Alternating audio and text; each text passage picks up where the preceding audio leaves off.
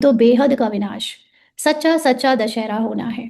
तो बेहद का मतलब है एनर्जी लेवल पे। अभी एनर्जी लेवल पे हमारे अंदर शरीर का भान खत्म होने से पूरी तरह से जो कमजोरी है शरीर की, रोल की, मन की, संस्कारों की, वो खत्म होनी है, उसको समाप्त होना है। और आत्मा पूरी तरह जाग जाती है तो राम और रावण को, जो कि हद के पार्ट में युग में चले हैं, उन दोनों को साक्षी होकर देखती है। तो वो है सच्चा सच्चा दशहरा होना। क्योंकि ऐसा हो ही नहीं सकता कि कलयुग में रहते हुए हम पुरुषार्थ भी जब कर रहे हैं तो आखिरी आखिरी तक उसमें ईगो आए नहीं। अपने आप को स्पिरिचुअल समझना एक बहुत सूक्ष्म ईगो है। और सबसे बड़ी बात, अपने को ईगोलेस समझना, ये भी बहुत बड़ा ईगो है।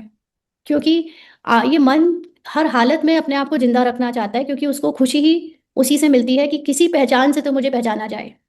तो ये अपने आप को कुछ ना कुछ टाइटल देता रहता है, मुझ में तो घमंड नहीं है, मैं तो ईगोलेस हूँ, मैं तो सोल कॉन्शियस हूँ। ऐसे कुछ ना कुछ वो अपने आप को जिंदा रखने के लिए, अस्तित्व में बनाए रखने के लिए थॉट्स देता रहता है। और हम लोग जब तक ये स्पिरिचुअल जर्नी में हैं, तब तक ऐसे हो नहीं सकता कि हमारे रोल में अंत तक कुछ ना कुछ स्पिरिचुअल ईगो आता ना रहे।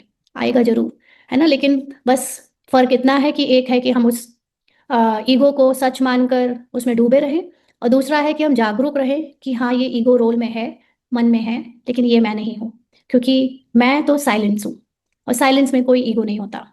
ईगो के लिए थॉट क्रिएट करना पड़ता है कि मैं कुछ हूँ, मैं कुछ नहीं हूँ। मैं कुछ नहीं हूँ, ये भी तो एक ईगो है ना। तो इसलिए रोल, जब तक पढ़ाई कर रहे हैं, पुरुषार्थ कर रहे हैं, सेवा कर रहे हैं, कुछ ना कुछ तो ये मन ढूंढ ही लेता है तैरते रहने के लिए।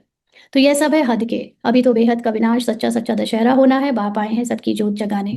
मनुष्य समझते हैं हमारी ज्योत बड़ी ज्योत से मिल जाएगी। ब्रह्म समाजियों के मंदिर में सदैव ज्योत जगती है। समझते हैं जैसे परवाने ज्योति पर फेरी पहन फिदा होते हैं, वैसे